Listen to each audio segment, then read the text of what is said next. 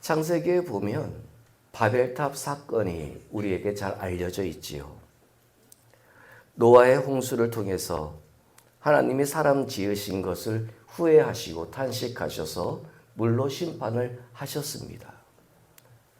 그로 인해서 땅 위에 있던 모든 사람들은 이리저리 흩어지거나 죽임을 당하는 안타까운 일이 발생을 했지요.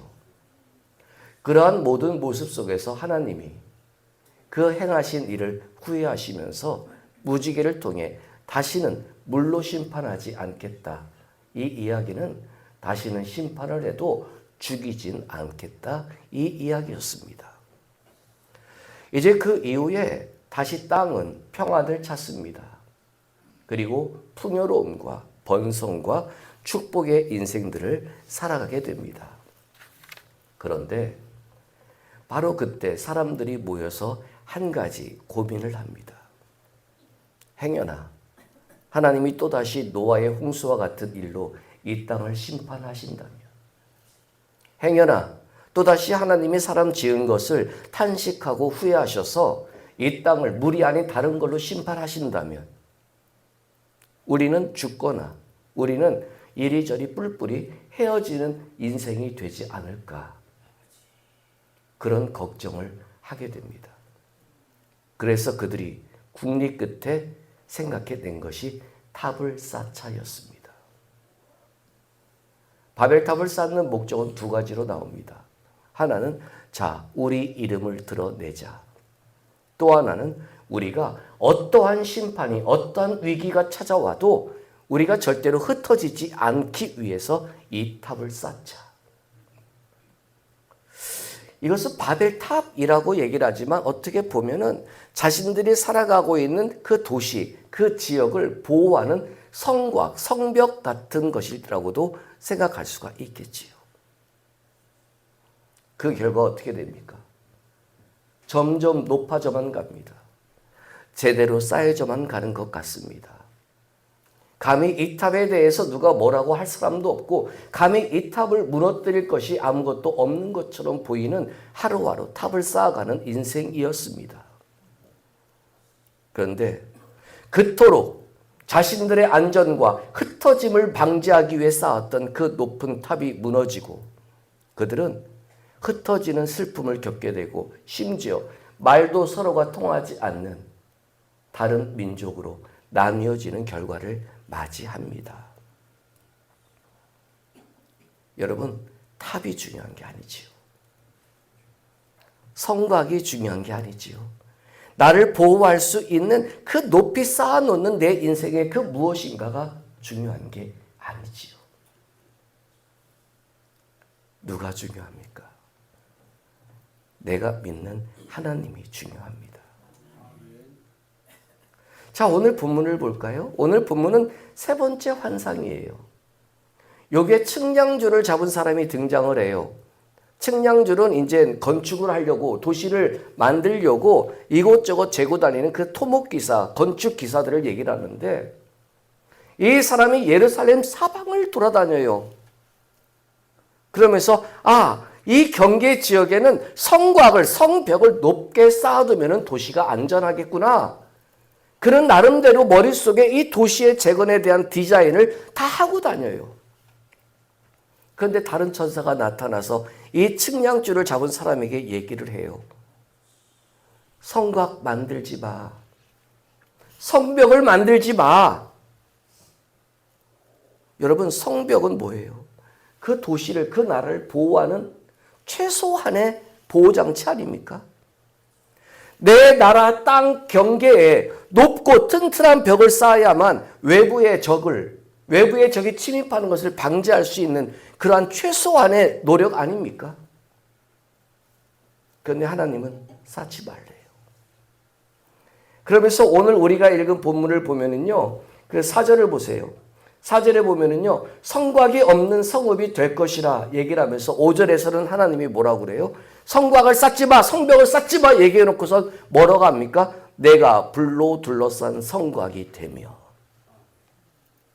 누가 성곽이 되어주시겠다고요? 하나님이요. 우리의 인생을 돌아볼까요? 여러분, 나와 내 가족의 미래의 안전을 위해서, 평안을 위해서, 행복을 위해서 얼마나 많은 돈으로 둘러싼 성벽을 높이 쌓아가고 있는 인생들이십니까? 내 자식을 위해서, 내 가족을 위해서 얼마나 많은 노력과 얼마나 많은 땀을 다 허비하면서 명예와 권세와 높은 지위의 벽들을 쌓아가기 위해 얼마나 많은 노력들을 하고 계십니까? 우리 가족들의 안전을 위해서라면, 내 자녀들의 미래를 위해서라면 어떠한 벽이든 어떠한 성벽이든 감히 누구도 무너뜨리지 못하고 감히 누구도 침범하지 못하는 그런 더 높고 두꺼운 성벽을 쌓기 위해 몸부림치며 살아가는 우리의 인생 아닙니까?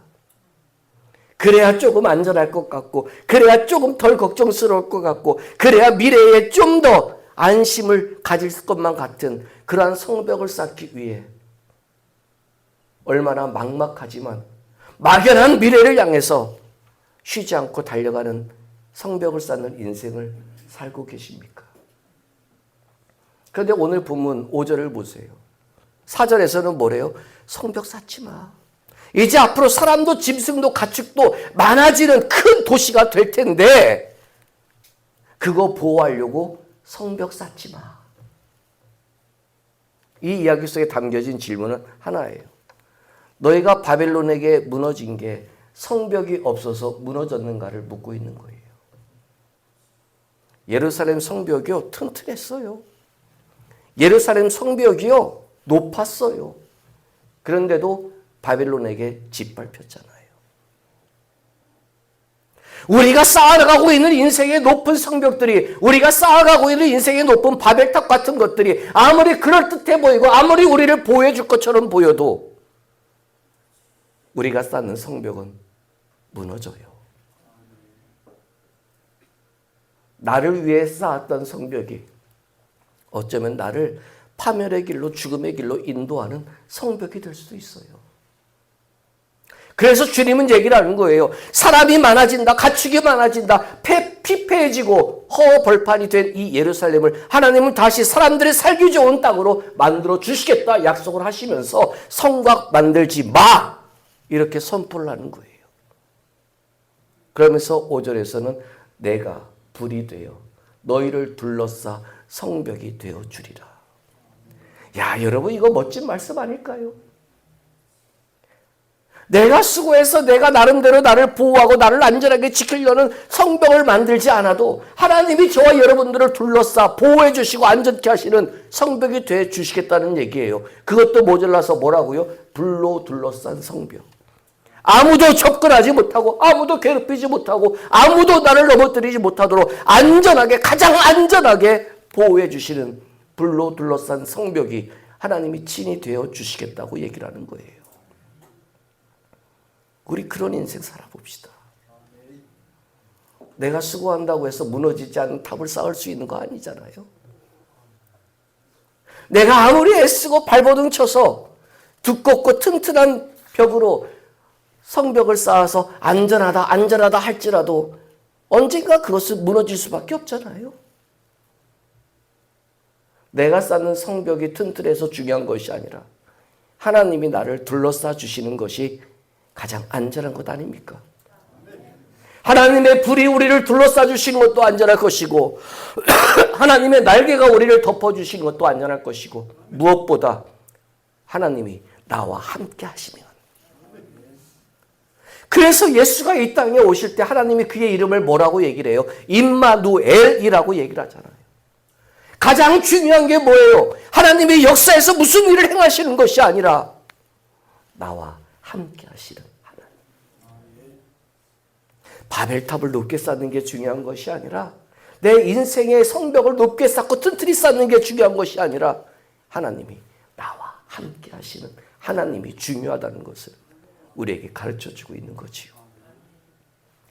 그러면서 우리가 오늘 읽은 본문을 보면은요, 10절을 보십시오. 10절에 보시면 여호와의 말씀에 딸을 뭐라고 부르지요? 시온의 딸아. 여러분, 누가 딸이 될 수 있지요?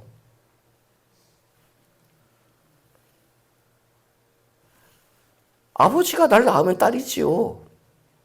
그 딸은요, 물리적인 거리는 멀리 떨어져 있어도요, 살아계시건 살아계시지 않건 늘 그분과 함께하고 있다는 마음이 그 사람을 그분의 딸로 만드는 것 아니겠습니까? 왜 여기서는요, 저를 쳐다보세요. 왜 여기에서 그냥 딸아, 내가 낳은 딸아, 내가 만들어 놓은 자식들아라고 부르지 않고 왜 굳이 여기서 시온의 딸아라고 얘기를 했을까요?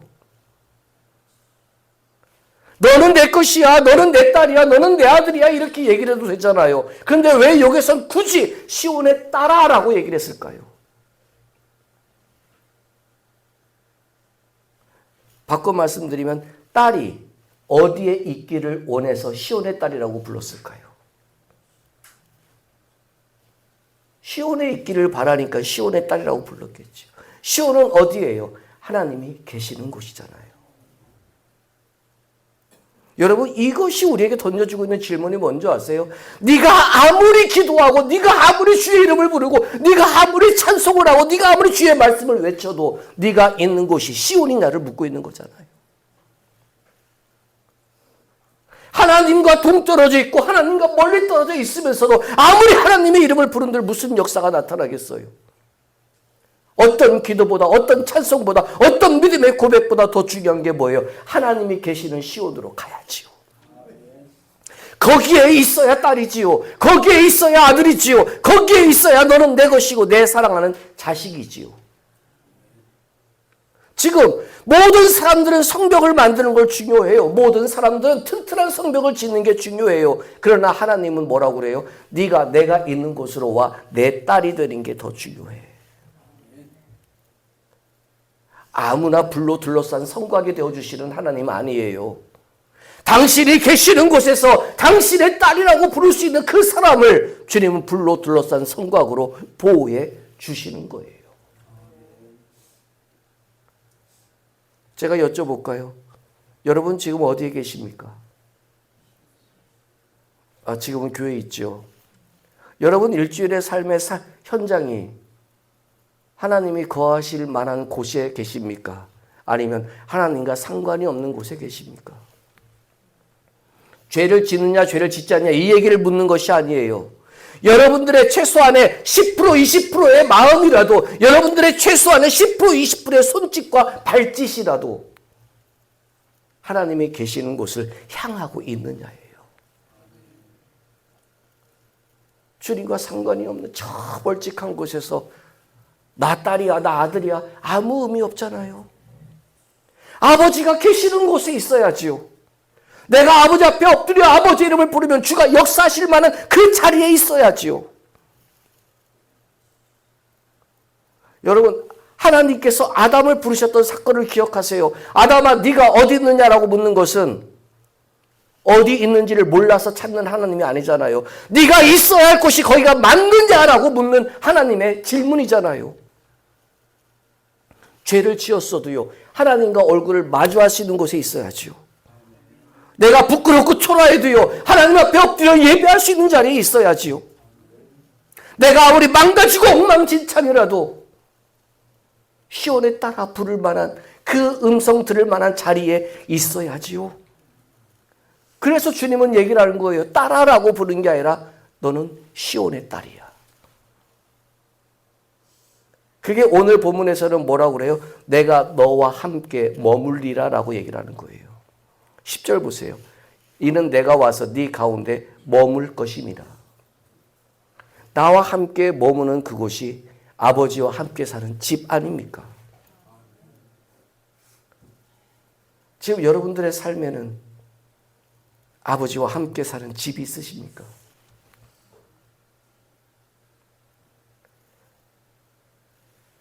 집이라는 단어의 헬라어 원어 뜻은 뭐냐면요. 관계예요. 관계. 집을 표현하는 단어가 오이쿠메네인데 이 오이쿠메네라는 단어에서 뭐가 나오냐면 오이코스라는 말이 나왔어요. 이 오이코스라는 말은 관계예요. 관계. 가족은 관계가 돼야 가족이에요. 이거 아멘 안 하시네. 다 잘 되시나 보죠, 관계가. 부부끼리의 관계가 소통이 되고 부모와 자식과의 관계가 소통이 돼야 그게 관계예요. 그게 집이에요. 같이 산다고 해서 집이 아니라 관계가 회복되어지는 게 집이란 말이에요. 그럼 시온의 딸이라는 것은 뭐예요? 아버지와 딸의 관계가 소통이 되는 거잖아요. 그곳이 예루살렘이고요. 거기에는 성벽도 필요 없고 최소한 나를 보호할 수 있는 그 어떠한 장치가 필요한 것이 아니라 하나님이 불로 우리를 지켜주시는 내 살아가는 인생이 될 수 있음을 주님은 얘기를 하고 있잖아요. 그러니까 우리가 고민해야 될 신앙의 문제는 뭐예요? 내가 아버지의 집에서 아버지와 관계가 막히지 않은 채 살고 있느냐의 문제예요. 죄가 주님과의 관계를 막을 수 없어요. 내 잘못이 주님과의 관계를 끊을 수 없어요. 내가 살아가는 인생의 방법이 엉망진창일지라도 주님과의 관계가 단절될 수 없어요. 문제는 뭐예요? 내가 주님을 향하지 않으니까 문제죠. 이렇게 시온의 딸을 부르면서 주님께서는 우리에게 약속을 합니다. 여러분 오늘 우리가 읽은 본문을 다시 한번 보실래요? 11절 보세요. 내 백성이 될 것이요. 그리고 10절을 보십시오. 노래하고 기뻐하라. 여러분 노래하고 기뻐하는 내 백성이 될 것이라고 주님은 약속하세요. 이런 인생 살고 싶지 않으십니까? 별로세요? 매일매일이 노래하고 기뻐하는 인생으로 가득 찬 인생이 되고 싶지 않으세요? 어디에서요? 시온에서요.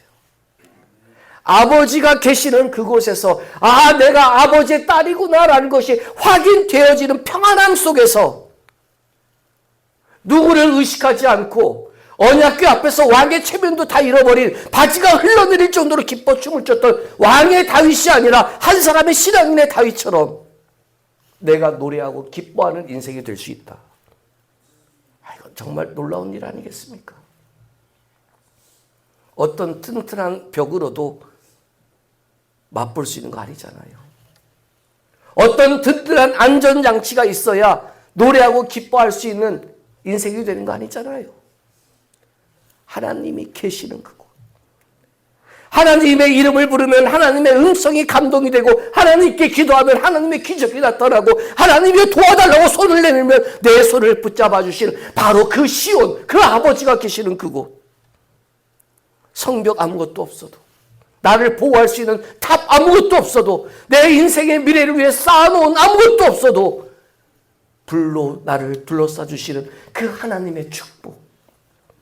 이것이 노래하고 기뻐할 수 있는 하나님이 계시는 곳에 있는 하나님의 딸의 인생이 아닐까요? 오늘 세 번째 환상은 바로 이걸 얘기를 하는 거예요. 누구나 다 성벽을 쌓아요. 내 미래를 위해, 내 안전을 위해 돈의 성벽들을, 명예의 성벽들을, 권세의 성벽들을, 나중 미래를 위해 준비해 놓는 성벽들을 더 튼튼히 더 높게 쌓으려고 애를 쓰는 것이 우리들의 인생이에요. 그런데 그 주님은, 저와 여러분들이 믿는 그 아버지 하나님은 그 성벽이 중요한 것이 아니라 내가 너를 불로 둘러싸니 중요한 것 아니겠느냐. 내가 너를 불로 둘러싸는 성벽이 되어준다면, 그런 인생이 되기를 원한다면 너는 시온의 딸이 되라. 내게 오라는 얘기지요. 그리고 내게 와서 내 딸이 되는 신앙의 감격이 있다면 벽이 없어도 걱정과 근심 대신에 노래하고 기뻐하는 인생이 될 것이다. 왜요? 내가 너와 머물 것이고 너는 내 백성이 될 것이기 때문이다. 이것이 오늘 본문의 내용이에요. 이 모든 것을 한마디로 표현하면 그래요. 잠언 16장 9절의 말씀 표현이 돼요. 사람이 마음으로 자기의 길을 계획할지라도 그의 걸음을 인도하시는 이는 여호와시니라. 사람이 아무리 벽을 쌓아도 그 사람을 지켜주시는 건 하나님이십니다. 이 사실을 믿으신다면 내 자리로 불러 제끼는 신앙이 아니라 아버지 자리로 한 걸음씩 갈 수 있는 우리의 믿음이 되기를 바라고, 그냥 딸아 아들아 부르는 것이 아니라 당신이 있는 곳에 딸, 당신이 있는 곳에 아들이라고 부르시는 그 주님의 음성을 듣고 높은 성을 자랑하는 것이 아니라 꺼지지 않는 불로 나를 둘러싸 노래하고 기뻐하는 당신의 백성으로 나를 삼아주심으로 인한 평안이 우리들에게 넘쳐날 수 있기를 주님의 이름으로 축원합니다.